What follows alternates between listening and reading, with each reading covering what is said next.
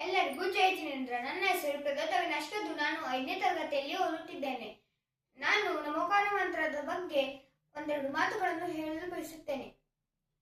ಸರ್ವಮಂಗಲಗಳಲ್ಲಿ ಪ್ರಥಮ ಮಂಗಳ ನಮೋಕಾರ ಮಂತ್ರ. ಇದರ ಅರ್ಥ ಹೀಗಿದೆ: ನಮೋ ಅರಿಹಂತಾನಮೆಂದರೆ ಲೋಕದಲ್ಲಿರುವ ಎಲ್ಲ ಅರಿಹಂತರಿಗೆ ನಮಃ.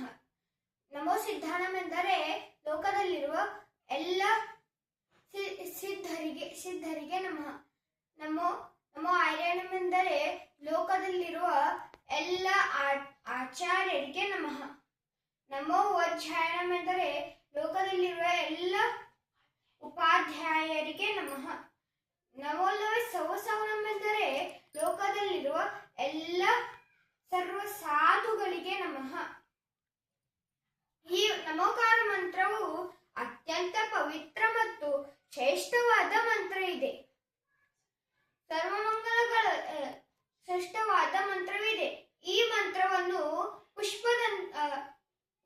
ಪುಷ್ಪದಂತಾಚಾರ್ಯರು ಅವರ ಗ್ರಂಥ ಷಟ್ಖಂಡಾಗಮ ಗ್ರಂಥದಲ್ಲಿ ಲಿಪಿಬದ್ಧ ಮಾಡಿದ್ದಾರೆ. ಈ ನಮೋಕಾರ ಮಂತ್ರದಲ್ಲಿ 35 ಅಕ್ಷರಗಳಿವೆ. ಈ ಮಂತ್ರಕ್ಕೆ ಮೂಲ ಮಂತ್ರ, ಅನಾದಿ ಮಂತ್ರ, ಬೀಜ ಮಂತ್ರ, ಅರಚಿತ ಮಂತ್ರ, ಗುರು ಮಂತ್ರ, ಮೂಲ ಮಂತ್ರ, ಅನಾದಿ ನಿಧನ ಮಂತ್ರ, ಮೋಕ್ಷ ಮಂತ್ರ, ಹೀಗೆ ಅನೇಕ ಹೆಸರುಗಳಿವೆ. ಈ ಮಂತ್ರವು ಪ್ರಾಕೃತ ಭಾಷೆಯಲ್ಲಿದೆ. ಈ ಮಂತ್ರದಿಂದ 84 ಲಕ್ಷ ಮಂತ್ರಗಳು ರಚನೆ ಆಗಿದ್ದಾವೆ.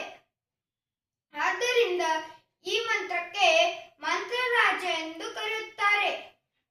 ನಮೋಕಾರ ಮಂತ್ರದ ಮಹತ್ವ: ಏಸೋ ಪಂಚ ನಮೋ ಯಾರೋ ಸೌವ ಪಾವ ಪನಾಸನೋ ಮಂಗಳಾನಂಚ ಸೌವೈ ಸೀಂ ಪಳಮಂ ಹವೈ ಮಂಗಲಂ. ಇದರ ಅರ್ಥ ಹೀಗಿದೆ: ನಮೋಕಾರ ಮಂತ್ರವು ಸರ್ವ ಪಾಪಗಳನ್ನು ನಾಶ ಮಾಡುತ್ತದೆ.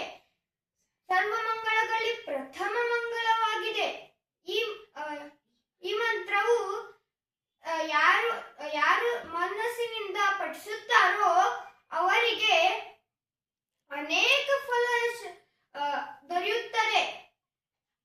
ನಮೋಕಾರ ಮಂತ್ರವು ಅದ್ಭುತ ಭಕ್ತನು ಭಗವಾನ್ ಆಗಬಹುದು ಮತ್ತು ಅವರ ಆತ್ಮವು ಪರಮಾತ್ಮ ಆಗಬಹುದು. ಯಾರು